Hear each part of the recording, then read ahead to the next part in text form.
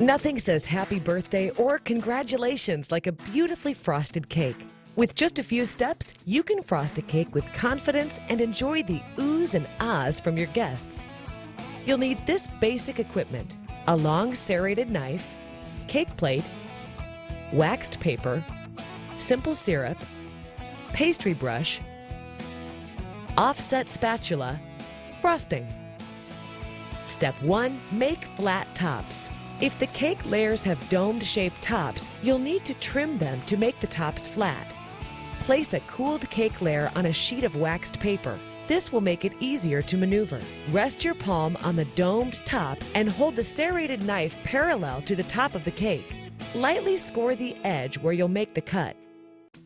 Gently begin sawing back and forth into the cake. When you've made one cut, rotate the cake and make another cut. Step 2. Prepare to frost. Put the bottom layer of cake on your cake platter. Tuck in strips of waxed paper beneath the edges of the cake to keep the platter clean while you're frosting. Lightly brush loose crumbs off the cake. Step 3. Prepare and brush on simple syrup. Simple syrup is a baker's secret that adds flavor and moisture to your cake. To make simple syrup, add 1 cup of sugar and 1 cup of water to a medium saucepan and bring to a boil. Flavor your syrup if you like. Let the syrup cool and strain out any solids before you brush it on the cake. Step 4. Frost, layer, then frost again. Place a large dollop of frosting on the center of your first layer. Spread it evenly to the sides. It doesn't have to be perfectly even because the top cake layer will flatten it out. Carefully place the top layer, cut side down, on top of the frosted layer. Do your best to align the layers. Don't worry if frosting squeezes out the sides. You'll use that later. Brush off any loose crumbs from the top and apply more simple syrup. Step 5. Make the crumb coat and chill out. Spread a thin undercoat of frosting to keep the cake crumbs under control. Bakers call this a crumb coat. Put a small dollop of frosting on top of the cake and smooth it out. Remember, this is a thin undercoat, so don't worry if you can see the cake through the frosting.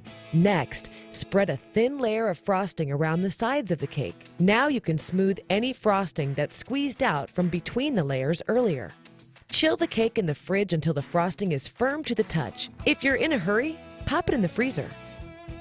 Step 6. Add the final coat of frosting. When the first layer of frosting feels firm, it's ready for the final coat.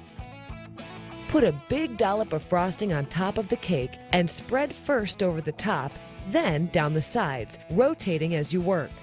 For a super smooth finish, dip your offset spatula in hot water. Shake it off, then use it to smooth the frosting. The heat from the metal melts the frosting just enough to even out any dips and bumps.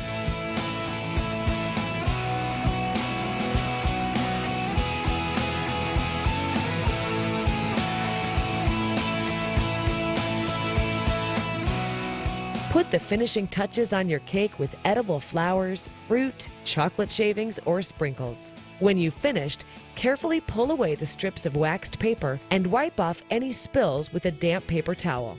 Now get the candles ready and let the celebration begin.